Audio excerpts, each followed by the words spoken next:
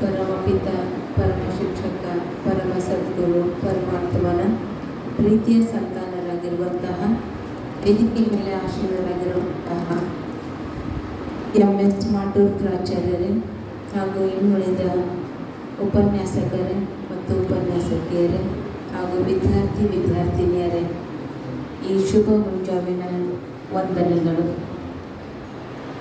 ನಮ್ಮ ಭಾರತದ ಪ್ರಧಾನಿಗಳಾಗಿರುವಂತಹ ಮೋದಿಜಿಯವರು ನಶಾಮುಕ್ತ ಭಾರತ ಅಭಿಯಾನಕ್ಕೆ ಆಗಸ್ಟ್ 2ನೇ ತಾರೀಕಿಗೆ ಚಾಲನೆ ನೀಡಿದರು.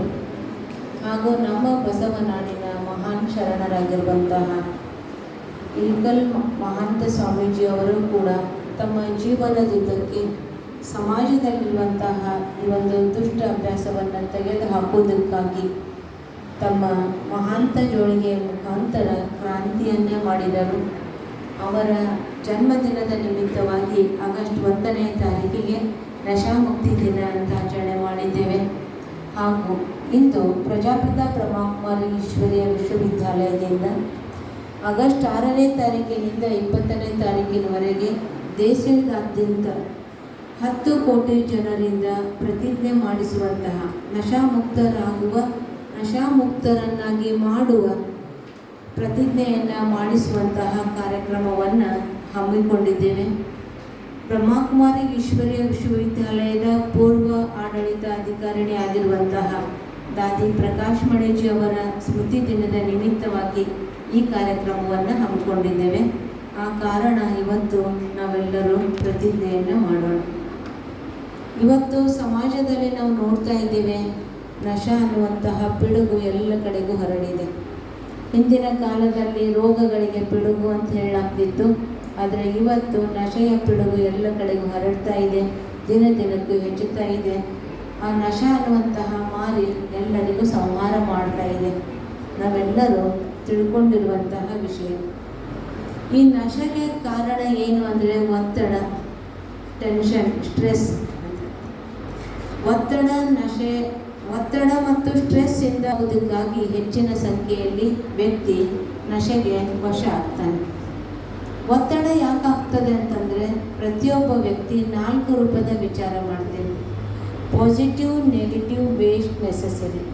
ಆ 4 ರೂಪದ ವಿಚಾರಗಳಲ್ಲಿ ಹೆಚ್ಚು ಸಂಖ್ಯೆಯಲ್ಲಿ ಮಾಡುವಂಥ ವಿಚಾರಗಳು ಯಾವುದು ಅಂದರೆ ನೆಗೆಟಿವ್ ಮತ್ತು ವೇಸ್ಟ್. ನೆಗೆಟಿವ್ ಮತ್ತು ವೇಸ್ಟ್ ವಿಚಾರ ಮಾಡಿ ಮನಸ್ಸು ವೀಕ್ ಆಗ್ತಾ ಇದೆ. ವೀಕ್ ಆಗಿರುವಂತಹ ಮನಸ್ಸಿಗೆ ಸಣ್ಣ ಪುಟ್ಟ ವಿಚಾರಗಳು, ಸಣ್ಣ ಪುಟ್ಟ ಮಾತುಗಳು, ಸಣ್ಣ ಪುಟ್ಟ ಸಮಸ್ಯೆಗಳು ಭಾರವಾಗಿ ಪರಿಣಮಿಸ್ತದೆ. ಆ ಭಾರವನ್ನು ಕಡಿಮೆ ಮಾಡಿಕೊಳ್ಳೋದಕ್ಕಾಗಿ ಮನುಷ್ಯ ಏನು ಮಾಡ್ತಾನೆ, ಅನೇಕ ರೂಪದ ವ್ಯಸನಗಳಿಗೆ ವಶ ಆಗ್ತಾನೆ. ಬೇಕು ಅನ್ನೋದಕ್ಕೆ ಅನೇಕ ವಿಧಿಗಳಿದ್ದಾವೆ. ಅದರ ಜೊತೆಗೆ ರಾಜಯೋಗನೂ ಕೂಡ ಒಂದು ವಿಶೇಷವಾದಂತಹ ವಿಧಿ. ಬ್ರಹ್ಮಕುಮಾರಿ ಈಶ್ವರೀಯ ವಿಶ್ವವಿದ್ಯಾಲಯದಲ್ಲಿ 12 ಲಕ್ಷ ಜನ ಫಾಲೋವರ್ಸ್ ಇದ್ದಾರೆ, ವ್ಯಸನಗಳಿಂದ ಮುಕ್ತರಿದ್ದಾರೆ. ಹಾಗೂ 2 ಲಕ್ಷ ಜನ ಯುವಕರಿದ್ದಾರೆ, ಎಲ್ಲ ವ್ಯಸನಗಳಿಂದ ಮುಕ್ತರಿದ್ದಾರೆ. ಕಾರಣ ರಾಜಯೋಗದ ಅಭ್ಯಾಸದಿಂದ. ವ್ಯಸನದಿಂದ ಮುಕ್ತರಾಗಬೇಕು ಅಂದರೆ ರಾಜಯೋಗನೂ ಕೂಡ ಒಂದು ವಿಧಿ. ರಾಜಯೋಗದಿಂದ ಮಾನಸಿಕವಾಗಿ ನಮ್ಮ ಮನಸ್ಸನ್ನು ಶಾಂತಿ ಮತ್ತು ನೆಮ್ಮದಿ, ತೃಪ್ತಿಯಿಂದ ಇಟ್ಟುಕೊಳ್ಳೋದಕ್ಕೆ ಸಾಧ್ಯ ಆಗ್ತದೆ. ಆದ್ದರಿಂದ ನಾವು ಇವತ್ತು ಸಮಾಜದಲ್ಲಿ ಪ್ರತಿಯೊಂದು ಶಿಕ್ಷಣ ನಮಗಿದೆ. ಅದರ ಜೊತೆಗೆ ಅದಕ್ಕೆ ಹೇಳಲಾಗ್ತದೆ, ಜೈಸಾ ಸೋಚೇಗಾ ವೈಸಾ ಬನ್ ಜಾಯೇಗಾ. ನಾವು ಹೇಗೆ ವಿಚಾರ ಮಾಡ್ತೇವೋ ಅದೇ ರೀತಿ ಆಗ್ತದೆ. ನಮ್ಮ ವಿಚಾರನೂ ಕೂಡ ಹೇಗಿರಬೇಕು ಅಂದರೆ ದೃಢವಾಗಿರಬೇಕು. ಈ ದೃಢ ಪ್ರತಿಜ್ಞೆ ಇವತ್ತು ಮಾಡ್ತೇವೆ, ದೃಢ ಸಂಕಲ್ಪ ಮಾಡ್ತೇವೆ. ಯಾಕೆ ಅಂದರೆ ಎಲ್ಲಿ ದೃಢತೆ ಇದೆಯೋ ಅಲ್ಲಿ ಸಫಲತೆ ಇದ್ದೇ ಇದೆ. ದೃಢತೆ ಸಫಲತೆಯ ಬೀಗದ ಕೈ ಅಂತ ಹೇಳ್ತೀವಿ. ಅಲ್ಲಿ ದೃಢತೆಯಿಂದ ಯಾವುದೇ ಕಾರ್ಯವನ್ನು ಮಾಡ್ತೀವಿ, ಆಗ ಸಫಲ ಆಗೇ ಆಗ್ತದೆ. ನಮ್ಮ ವಿಚಾರ ಬರ್ಬೋದು. ಜಗತ್ತಿನಲ್ಲಿ ನಾವು ನೋಡ್ತಾ ಇದ್ದೀವಿ, ಇವತ್ತು ಎಷ್ಟೆಲ್ಲ ಭಯೋತ್ಪಾದಕರನ್ನು ನೋಡ್ತೀವಿ, ಅವ್ರ ಮುಪ್ಪಿನವರು ಇಲ್ಲ, ಮಕ್ಕಳಿಲ್ಲ. ಅವರೆಲ್ಲರೂ ಯಾರಿದ್ದಾರೆ? ಯುವಕರೇ ಇದ್ದಾರೆ. ಯುವಕರಲ್ಲಿರುವಂತಹ ಶಕ್ತಿಯನ್ನು ದುರ್ಬಳಕೆ ಮಾಡಿಕೊಳ್ಳಾಗ್ತದೆ. ದುಷ್ಟ ಶಕ್ತಿಗಳು ದುಷ್ಟ ರೂಪದಲ್ಲಿ ದುರ್ಬಳಕೆ ಮಾಡಿಕೊಳ್ಳಾಗ್ತದೆ. ಈ ಒಂದು ನಿಟ್ಟಿನಲ್ಲಿ ನಾವು ಜಾಗೃತರಾಗಿರಬೇಕು. ನನ್ನ ವಿಚಾರ, ನನ್ನ ಶಕ್ತಿ, ನನ್ನಲ್ಲಿರುವಂತಹ ಸಾಮರ್ಥ್ಯ ಎಂತಹ ಕಾರ್ಯಗಳಿಗೆ ಉಪಯೋಗ ಮಾಡಬೇಕು.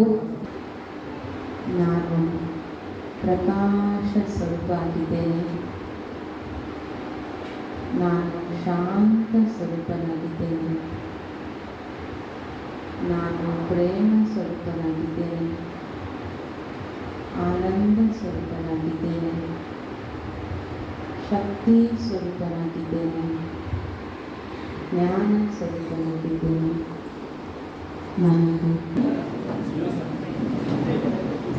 ನಾನು ಶ್ರದ್ಧಾಪೂರ್ವಕವಾಗಿ ಪ್ರತಿಜ್ಞೆ ಮಾಡುತ್ತೇನೆ. ನಾನು ಎಲ್ಲ ರೀತಿಯ ಮಾದಕ ದ್ರವ್ಯಗಳ ದುರುಪಯೋಗ ಮತ್ತು ವ್ಯಸನದಿಂದ ದೂರ ಇರುತ್ತೇನೆ.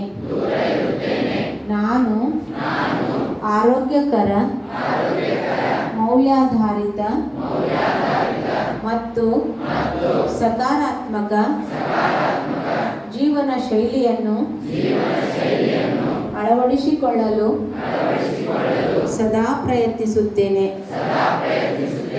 ನಾನು ನನ್ನ ಕುಟುಂಬ, ಸ್ನೇಹಿತರು ಮತ್ತು ಸಮಾಜವು ಮಾದಕ ದ್ರವ್ಯ ಮುಕ್ತ ಜೀವನ ಶೈಲಿಯನ್ನು ಅಳವಡಿಸಿಕೊಳ್ಳಲು ಪ್ರೇರೇಪಿಸುತ್ತೇನೆ. ನಾನು ನನ್ನ ಸಮಯ, ಶಕ್ತಿ, ಸಾಮರ್ಥ್ಯಗಳು ಮತ್ತು ಸಂಪನ್ಮೂಲಗಳನ್ನು ಉತ್ತಮ ರೀತಿಯಲ್ಲಿ ಬಳಸಿಕೊಳ್ಳುತ್ತೇನೆ. ನಾನು ಮಾದಕ ದ್ರವ್ಯ ಮುಕ್ತ, ಆರೋಗ್ಯಕರ ಮತ್ತು ಅಭಿವೃದ್ಧಿ ಹೊಂದಿದ ಕೊಡುಗೆ ನೀಡುತ್ತೇನೆ. ನಶಾಮುಕ್ತ ಭಾರತ, ವಿಕಸಿತ ಭಾರತ. ಜೈ ಹಿಂದ್. ಧನ್ಯವಾದಗಳು, ವಂದನೆಗಳು. PVBS Polytechnic